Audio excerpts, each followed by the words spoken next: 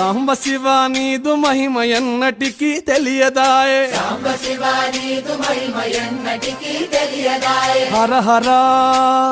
Shiva Shiva Hara Hara